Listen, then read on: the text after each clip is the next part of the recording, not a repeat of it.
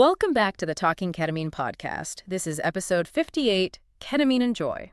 It's great to be here. Today we are looking at a systematic review by Faisal and colleagues. We are moving beyond just treating the sadness of depression and looking at how ketamine physically repairs the brain's ability to actually feel pleasure. And to everyone listening right now, that is the exact mission we are setting out on today. Yeah, it's a big one. It really is. We are unpacking this landmark 2025 systematic review, which gathered up 13 different neuroimaging studies. Right, encompassing over 600 participants in total. Exactly. So we are putting all that data on the table to figure out the actual mechanics of this. Like, we want to know how this treatment actually changes the physical structure of the brain to restore joy. Which is a massive shift in how we think about mental health. Oh, completely. We aren't just talking about making the bad feelings go away anymore. We're talking about, bringing the good feelings back. Right. But to really appreciate the gravity of this research, I think we need to understand the specific problem we're trying to solve first. Yeah, it's a problem that often just flies under the radar. Or just gets lumped in with general sadness, right? And it's called anhedonia. Right, because the clinical definition of major depressive disorder, it heavily emphasizes a depressed mood. The crying, the grief. The heavy emotional weight most people associate with it. Exactly. Yeah. But anhedonia is a distinct parallel core feature. It's not just the presence of sadness. It's the absolute absence of pleasure. Yes. It is a profound biological deficit in the brain's reward processing system. It's like a total gray zone. And if you are listening to this right now, I want you to take a second and just visualize your absolute favorite thing in the world. Yeah, a good exercise. Maybe it's a specific meal you look forward to all year, or a song that always forces you to tap your foot. Or a hobby where you just completely lose track of time. Right. Now imagine waking up one day and sitting down to that favorite meal, and it basically tastes like you were chewing on wet cardboard. Yeah. You put on that song, and it registers in your brain as nothing more than, like, annoying traffic noise. Just noise. Just noise. You look at the tools for your beloved hobby, and you feel absolutely nothing. Just a flat, dead response. Like staring at a blank gray wall. Exactly. It is a completely joyless existence where your motivational drive and your anticipation for life are just gone. And the clinical reality of treating that specific state is honestly notoriously difficult. Because standard meds don't really touch it. Right. Yeah. Traditional monoaminergic antidepressants, the standard SRIs or SNRIs that are usually the first line of defense, they routinely fail to alleviate anhedonia. They just sort of raise the emotional floor. Yeah, so the patient is no longer actively in a state of despair, but the data clearly shows they do very little to restore a patient's capacity for joy. Well, let me push back on that a bit, or at least try to understand the mechanics, because this is a huge pain point for so many people. It is, yeah. People who feel broken even when they are medicated. Like, if these standard medications are turning down the volume on the crippling sadness, are they basically just turning down the volume on everything? That's a great question. Are they, like, accidentally turning down the volume on joy, too? Yeah. So the clinical term for what you were describing is emotional blunting. Emotional blunting, okay. And it is incredibly common, particularly for patients dealing with treatment-resistant depression. Why does that happen physically? Well, standard medications operate by flooding the synapses with serotonin. Right. And while that can stabilize a volatile mood, that pooling of serotonin can actually have an inhibitory effect on dopamine transmission in certain pathways of the brain. Oh, wow. So you end up with an artificial ceiling on your emotions to match the artificial floor. Precisely. The crying stops, but so does the laughing. The patient is just existing largely without motivational drive. And that's why this systematic review is so critical. It highlights a completely different mechanism of action. Ketamine does not rely on that serotonin flooding model. Which brings up a logistical question for me. If these emotional blunting effects are so pervasive, and traditional questionnaires I think the review mentions the SHPS or TEPS scales. Right, the subjective scale. Yeah. If they rely entirely on a patient's subjective self-reporting, how on earth did the researchers actually measure this biological shift? They had to look deeper. Because you can't just hand a severely depressed person a clipboard and ask them to rate their lack of joy out of 10, right? You can't expect to understand the biological root of the problem that way. No, you can't. So the researchers essentially discarded the subjective questionnaires and relied on advanced neuroimaging. Taking pictures of the pleasure, basically. Yeah, exactly. They used fMRI, functional magnetic resonance imaging, and PE scans to look directly at the physical architecture of the brain's reward networks. Okay, let me pause you right there before we get lost in the acronyms. The review mentions that fMRI measures the BOL-D signal, Right. the blood oxygen level dependent signal. Why are we talking about oxygen and blood flow? I've always been told depression is a chemical imbalance. A lack of neurotransmitters, yeah. Right. So why are we tracking blood oxygen levels to measure joy? Well, it's because neurons do not have their own internal energy reserves. Okay. So when a specific region of your brain starts firing rapidly, say when you experience something pleasurable, those neurons instantly need a fresh supply of glucose and oxygen to keep functioning. Ah, so they call for backup. Exactly. The brain's support cells, called astrocytes, immediately signal the local blood vessels to dilate. That sends a rush of oxygen-rich blood to that exact millimeter of tissue. Oh, that makes sense. And fMRI scanners use powerful magnets to detect the difference between oxygenated and deoxygenated blood. Yeah. So we aren't directly watching the electrical sparks of the neurons. We are watching the supply lines. Yes. We use blood flow as a highly accurate, real-time proxy for brain activity. Oh, I love that. We are basically looking at the electrical grid of a city from an airplane to see which neighborhoods have their lights on and which ones are experiencing a blackout. That is the precise utility of the BOL-D signal, yeah. And when someone is trapped in severe anhedonia, the lights in the reward centers of the brain are functionally dim. Or completely off. Right. The fMRI shows a physical lack of metabolic demand in those areas. So the studies in this review took patients in that dim state and administered intravenous ketamine. And the standard dosage for that in these studies was what, like 0.5 milligrams per kilogram? Typically, yes. Yep. Over a 40-minute infusion. Okay. And when did they actually put them in the scanner to look at the grid? Like during the infusion? Either during the infusion itself or in the acute window of 2 to 48 hours immediately following it. Wow, that fast. Yeah. The imaging captures the brain's reward networks, pulling in more energy, radically changing their connectivity, and literally waking up in real time. Okay, I love this neighborhoods on the grid visual. Let's walk through the map. When the lights turn back on, which specific neighborhoods are we talking about? Because the review lists a lot of heavy anatomy. It does, but we can simplify it. The scans repeatedly highlight two distinct interconnected regions. First, you have the structures deep in the center of the brain. Okay. That's the striatum, the nucleus accumbens, and the ventral tegmental area, or VTA. Hold on, let's group those so we don't overwhelm everyone. We are talking about the deep, primitive, lizard brain areas, right? Exactly. These are ancient evolutionary structures. They are responsible for basic drive. Like, I see food, I want food. Right. They identify a stimulus and say, I want that, that feels good, let's pursue it. We can consider that the motivation center. Okay, let's call it the engine. It generates the forward thrust. What's the second region? The second region is located right behind your forehead. It encompasses the prefrontal cortex and the anterior cingulate cortex. The higher level stuff. Yes, this is the highly evolved executive part of the brain. It evaluates the potential reward, regulates the emotional response, weighs the consequences. And directs your attention. Exactly. So if the primitive structures are the engine, this frontal area is the steering wheel. It decides where that forward thrust is actually going to take you. That's a perfect analogy. And the dynamic between those two areas is what dictates a healthy response to pleasure. Okay. The resting state fMRI scans in this review demonstrated that in anhedonic patients, the functional connectivity between the engine and the steering wheel is severely degraded. Wait, what does degraded connectivity actually mean in physical terms? Are there literal wires connecting these regions that get snipped? Sort of, yeah. Mm-hmm. There are physical connections called white matter tracks, but the degradation happens at the microscopic level at the synapses. Because of stress. Yes. Chronic stress and long-term depression are highly toxic to the brain. They cause an overproduction of inflammatory chemicals and cortisol. Which does what exactly? It literally causes the dendritic spines, the tiny branches that neurons use to communicate with each other, to wither and retract. Oh, wow. They literally shrink away. They do. The physical bridge between the prefrontal cortex and the striatum slowly degrades.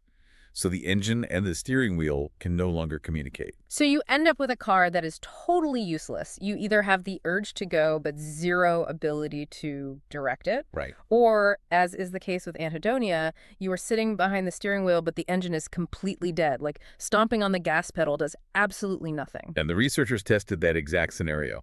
They used task-based fMRI to see what happens when they try to force the engine to engage. Oh, the monetary incentive delay task. Yes, exactly. I spent a lot of time reading about this specific task because the psychology of it is just fascinating. For the listener, picture lying inside a massive, loud MRI tube. Not the most relaxing environment. Definitely not. And you are looking at a little screen, and a shape pops up, like a circle or a square. And that shape is a cue telling you that if you press a button fast enough when a target appears, you'll win a few dollars. Right. And the genius of the task is that it separates anticipation from consummation. Anticipation versus actually getting the reward. Right. It measures the brain's reaction to the promise of a reward before the reward is actually delivered. Yeah. In a healthy brain, the moment the cue appears indicating money is on the line, the fMRI shows the striatum, the engine flooding with blood and activity. Because the brain is excited by the prospect of the reward. Exactly. But for the depressed patients, before the ketamine infusion? The bold D signal remains completely flat. Wow. The prospect of a reward just doesn't trigger any significant metabolic demand in the motivation center. The engine doesn't turn over. But after the infusion? When these exact same patients repeated the task in the acute window after receiving ketamine, the fMRI showed robust activation in the striatum during the anticipation phase. The engine was finally responding to the gas pedal. That's incredible. And they replicated this with social rewards too, didn't they? It wasn't just about winning $5 in a tube. They used emotional face recognition tasks. They showed patients images of happy, positive human faces. Which usually we respond to, naturally. Right. But before the infusion, the brain's response to a smiling face was completely blunted. Following the ketamine, though, areas like the right caudate, which is a major component of the striatum, reacted strongly to the positive social cues. The brain recovered its ability to process and value positive emotional input. Exactly. Okay, so the fMRI shows us the blood flow returning to these areas, proving the engine is running. But the review also dives heavily into PET scans. And you mentioned earlier that PET scans use trace amounts of radioactive material to track specific receptors. They do, yeah. Why do we need to look at receptors if we already know the blood flow has returned? Well, the PET scans provide the how behind the what. The fMRI shows us the lights turning on, but the PET scans show us the specific biochemical switches being flipped. And the studies focus closely on a specific serotonin receptor known as the 5-HT1B receptor. Wait, 5-HT is serotonin. I am genuinely confused here. I know it sounds counterintuitive. Yeah, because you just told me earlier that flooding the brain with serotonin is what traditional SSRIs do, and that can cause the emotional blunting. If the goal of ketamine is to restore the dopamine-driven joy pathways, why are these scientists hyper-focused on a serotonin receptor? It all comes down to where these specific 1B receptors are located and how they function. Okay, explain. The 1B receptor is often an autoreceptor or a heteroreceptor. That just means it sits on the terminal ends of other neurons, often neurons that release inhibitory neurotransmitters like GABA. Okay. Its job is to act like a bouncer. When the 1B receptor is activated, it tells that neuron to stop releasing its inhibitory chemicals. Oh, so it inhibits the inhibitors. Precisely. And the baseline PE scans showed that in severely depressed patients, the density and availability of these 1B receptors in the ventral striatum were directly correlated with the severity of their anhedonia. Meaning the biological environment was fundamentally hostile to dopamine release. Exactly. The data suggests that ketamine modulates this specific 1B receptor environment. By altering how these receptors function, ketamine effectively takes the brakes off the dopamine system. Wow. It facilitates the release of dopamine in the very regions that require it for motivation and joy. So bringing it all back to our car analogy, traditional antidepressants are like pouring generic fuel into the gas tank of a car that has severed electrical wires and a locked brake system. That's a great way to put it. The fuel just pools there, doing nothing to make the car move, and maybe even flooding the engine. But ketamine is acting like a highly specialized rapid mechanic. Yes. It's getting under the hood, regrowing the physical dendritic spines to reconnect the wires between the engine and the steering wheel. And simultaneously tweaking the receptors to completely release the parking brake on the dopamine system. Exactly. The pharmacological term for that is a network reset driven by rapid neuroplasticity. A network reset. Yeah. Depression locks the brain into this rigid, energy-starved, maladaptive state. The neural networks become stuck in a rut, unable to adapt to new stimuli. And ketamine disrupts that. It chemically disrupts that pathological state. The surge of glutamate and subsequent release of brain-derived neurotrophic factor, BDNF, acts as a catalyst for structural repair. It forces the frontostriatal wiring to physically rebuild itself, over a matter of hours. Allowing the motivation and evaluation centers to successfully communicate again. Exactly. I mean, we have laid out some incredibly dense science today. We have unpacked the bull-D signal, the monetary incentive delay task, dendritic spine regrowth, the paradox of the serotonin 1B receptor. It's a lot of biology. It is, but the listener doesn't go to their doctor and say, I feel terrible, my frontostriatal connectivity is degraded and my 1B receptors are inhibiting my dopamine. Right, no one says that. They say, I haven't felt the urge to play my guitar in a year, or I feel absolutely nothing when my spouse hugs me. Yeah. So how does all this microscopic network reconfiguration translate to the human being walking out of the clinic? Well, the power of this systematic review is that it bridges the gap between the microscopic and the human experience. Right. The physical objective changes captured on the fMRI and PT scans strongly and consistently correlate with rapid, measurable clinical improvements in hedonic capacity. So what they see on the screen matches how the patient actually feels. Exactly. When the scanner shows the striatum reactivating and the dopaminergic pathways opening up, the patient reports a real-world visceral recovery of interest. Wow. They leave the clinic and find they actually want to listen to the radio on the drive home. They feel a spontaneous urge to call a friend. The food they eat for dinner actually tastes good again. Right. The capacity to anticipate and enjoy life returns. Which totally shatters the vocabulary we have been using for decades. How so? Well, we constantly use the word antidepressant, and the prefix anti means against. It implies a purely defensive posture, removing the negative, battling the sadness, dampening the pain. That's very true. But based on this imaging data, characterizing ketamine merely as an antidepressant feels completely insufficient. We should really be looking at this as a proactive, pro-joy intervention. A pro-joy intervention. I like that. Because it actively restores the biological capacity for positive human experiences, which is arguably just as critical as removing the negative ones. Absolutely. If we step back and look at the broader implications, this data forces a reevaluation of the ultimate goal of psychiatric treatment. Right, because for a very long time, the acceptable metric for success was simply getting a patient to a state of not sad. The absence of crisis was the finish line. Yeah. But the absence of sadness is not the same thing as human flourishing. And this review demonstrates that we possess a tool that targets the exact neurobiology of flourishing. That's a beautiful way to phrase it. It distinguishes ketamine from the traditional psychiatric toolbox because it isn't functioning as a chemical band-aid. It is structurally reopening the pathways required to experience a fulfilling life. It is just incredibly validating. I mean, if you are listening to this right now and you have spent months or years stuck in that gray zone, blaming yourself, feeling guilty, wondering why you lack the willpower to just snap out of it or choose to be positive. Yeah. This imaging data is your ultimate vindication. You cannot just think your way out of a physically degraded neural circuit. No, you can't. You cannot wish a withered dendritic spine back into existence. You need the mechanic to fix the hardware. And the imaging removes the stigma of moral failing that so often accompanies severe depression and anhedonia. Right. The scans offer objective proof. It is a physical deficit that requires a physical, biological repair. Which leaves me with a somewhat wild, lingering thought as we wrap up this exploration. Okay, let's hear it. If advanced neuroimaging can now look at a human brain, physically map the specific circuitry responsible for joy, and prove that a medication can actively regrow the wires to restore that uniquely human experience, what does this mean for the future of how we view our own consciousness? Oh, wow. Like, where does the mapping end? If we can find the exact broken circuits for joy and repair them, could we eventually map the complex neurobiology of awe? That's a fascinating thought. Could we find the specific white matter tracks that drive human creativity?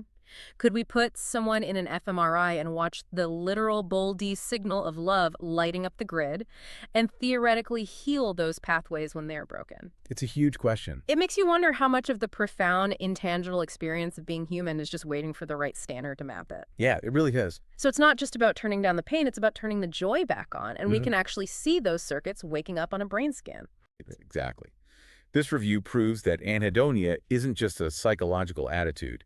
It's a physical deficit in the brain's reward wiring, and ketamine is physically repairing that connection. Bringing the color back to a gray world. Thanks for listening to the Talking Ketamine podcast. We'll catch you on the next one.